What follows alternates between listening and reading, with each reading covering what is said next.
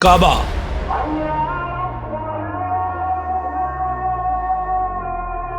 ये वो इमारत है जिसकी ओर रुख करके 2 अरब मुसलमान सजदा करते हैं। इस्लाम मजहब में इस इमारत को अल्लाह का घर माना जाता है, मगर तारीख में लोगों ने अल्लाह के घर पर भी हमले किए हैं और हैरानी की बात है कि इनमें से मोस्ट ऑफली हमले खुद मुसलमानों ने किए हैं।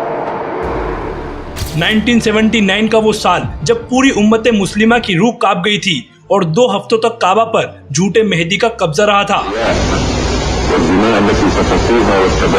मगर ये पहली बार नहीं था कि काबा पर किसी ने इस तरह का अटैक किया हो, इस मुकद्दस मकाम की हुर्मत की तौहीन की हो।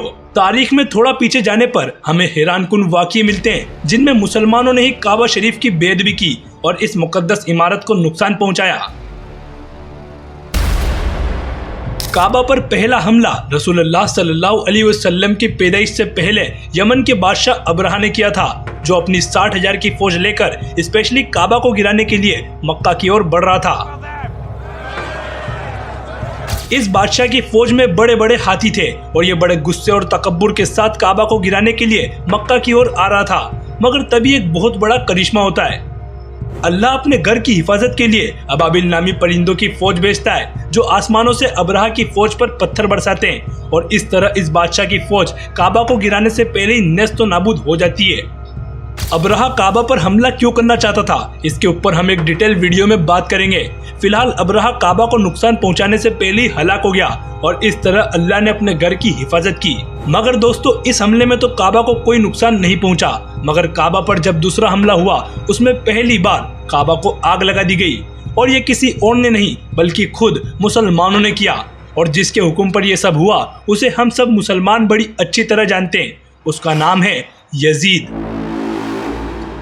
करबला के वाक़ये के बाद यजीद के खिलाफ उम्मत मुस्लिमा में काफी गुस्सा फैल गया और खिलाफत के अलग अलग हिस्सों में यजीद की हुकूमत के खिलाफ बगावत की चिंगारियां उठने लगी। इन्हीं में से एक इलाका रसूलुल्लाह का शहर मदीना था, जहां सहाबी और सहाबियों की औलादें रहा करती थी। करबला के वाक़ये के कुछ ही अरसे बाद मदीना में उमैयद खिलाफत के हेडक्वार्टर पर हमला हो गया और वहां जबरदस्ती उमैयद खानदान के लोगों को बाहर निकाला गया। जब ये खबर दमिश्क में यजीद के पास पहुंची तो उसने एक बार फिर करबला की तरह एक जालिमाना हुक्म सुनाया और अपनी फौज को मदीना पर हमला करने के लिए रवाना कर दिया और उन्हें हुक्म दे दिया कि अगर 3 दिन के अंदर मदीना वाले मुझे बादशाह नहीं मानते तो फिर तुम मदीना में दाखिल होकर जो चाहे वो करो, जिसे चाहे उसे मार दो। जब यजीद की फौज मदीना के करीब पहुंची तो उन्होंने एक हैरानकुन मंजर देखा। उन्होंने देखा कि मदीना वालों ने एक बार फिर मदीना के बाहर खंदक खोद दिया है, ठीक वैसे ही जैसे रसूलुल्लाह ने जंगे खंदक के वक्त खोदा था। बस फर्क इतना था कि वो खंदक काफिरों से बचने के लिए था और ये खंदक मुसलमानों से। लेकिन इस बार खोदी गई खंदक मदीना को नहीं बचा पाई और यजीदी फौज ने मदीना में घुसकर 3 दिनों तक सहाबा और उनकी औलादों का कत्लेआम किया। मदीना में हो रहे खून खराबे से बचकर कुछ लोग मक्का चले गए, जहां एक मशहूर सहाबी रसूल अब्दुल्ला इब्ने जुबैर यजीद के खिलाफ खड़े हुए थे और उसे खलीफा मानने से इनकार कर दिया था। रसूलुल्लाह के शहर मदीना को तबाह करने के बाद यजीद को कोई शर्म नहीं आई और उसने हुक्म दे दिया कि अब मदीना के बाद मक्का पर हमला करो और वहां जाकर अब्दुल्ला इब्ने जुबैर को कत्ल कर दो। लेकिन मक्का को फतेह करना इतना आसान नहीं था। अब्दुल्ला इब्ने जुबैर अपने साथियों के साथ मक्का को डिफेंड करने के लिए बहादुरी से खड़े थे। यजीद की फौज 40 दिनों तक मक्का पर हमला करती रही, लेकिन फिर आखिर में उन्हें समझ आ गया कि हम तलवार के दम पर तो इन्हें नहीं हरा सकते। इसलिए अब उन्होंने तलवारों को पीछे करके तोपों को आगे किया और पहली बार मक्का पर गोले बरसाए गए। ये तारीख में पहली बार था जब मक्का जैसे मुकद्दस शहर पर बमबारी हुई थी और इतने गोले बरसाए गए थे कि कुछ तो सीधे जाकर काबा की इमारत पर लगे थे। इतनी ताकत और घटिया हरकतों के बावजूद यजीदी फौज मक्का को फतेह नहीं कर पाई थी और फिर अचानक एक रात एक अजीब हादसा पेश आता है। एक रात जब मक्का के मुसलमान अपने कैंप में सो रहे थे, तब यजीद की फौज से एक बंदा आगे बढ़ा और अपने तीर को आग लगाकर मक्का के मुसलमानों के कैंप पर फायर कर दिया। ये तीर सीधा मुसलमानों के कैंप पर जा लगा और देखते ही देखते वहां आग फैलने लगी। इवन जिस कैंप पर तीर जाकर गिरा वो काबा के बहुत नजदीक था, इसीलिए कुछ ही लम्हों में काबा के गिलाफ ने भी आग पकड़ ली और तारीख में पहली बार काबा शरीफ पर आग लगाई गई।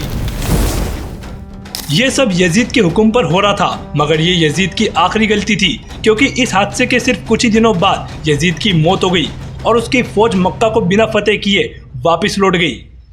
अब यजीद की फौज तो चली गई, मगर उन्होंने काबा का जो हाल किया वो एक भयानक मंजर था।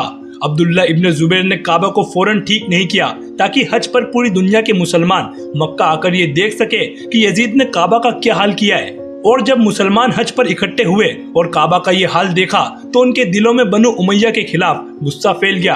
अब्दुल्ला इब्न जुबैर सभी मुसलमानों के सामने खड़े हुए और उनसे कहा कि अब हमें काबा के साथ क्या करना चाहिए। तो भीड़ में से किसी ने कहा कि हमें काबा को इसी तरह छोड़ देना चाहिए, मगर अब्दुल्ला इब्न जुबैर को ये सही नहीं लगा। उन्होंने कहा कि कितनी अजीब बात है कि जब हम में से किसी के घर में आग लगती है तो हम फौरन उसको ठीक करते हैं, और आज जब अल्लाह के घर को आग लगा दी गई तो हम इसे ऐसे ही छोड़ दें। इसके बाद अब्दुल्ला इब्न जुबैर ने काबा की तामीरात शुरू की और इसे वैसा नहीं बनाया जैसा काबा आज है, बल्कि इसका एरिया बढ़ाकर इसे उस तरह तामीर किया जैसा इब्राहिम अलैहिस्सलाम ने बनाया था। यजीद 3 साल हुकूमत करके मर गया और उसके बाद उसका एक जवान बेटा मुआविया खलीफा बना, जो कि एक जबरदस्त बंदा था। मुआविया के बारे में बताया जाता है कि इसने अपने बाप यजीद की हरकतों और करबला में उसके किए गए जुल्मों को कभी सपोर्ट नहीं किया, और जवानी में ही जब मुआविया फौत हुआ तो उसने मरने से पहले किसी को खलीफा भी नहीं बनाया, बल्कि उसने कहा कि मैं किसी को खलीफा नहीं बनाऊंगा, मुसलमान खुद अपना खलीफा चुन लेंगे, ठीक वैसे ही जैसे पहले खिलाफत में चुना जाता था। अब दोस्तों, इस तरह मुस्लिम दुनिया में एक अलग ही सिचुएशन क्रिएट हो गई और मुसलमान जो पहले ही बनु उमैया से नफरत कर रहे थे वो अब हजरत अब्दुल्ला इब्न जुबैर रजी अल्लाह ताला अन्हु के हाथ पर बैत करने लगे और उन्हें नया खलीफा चुना गया।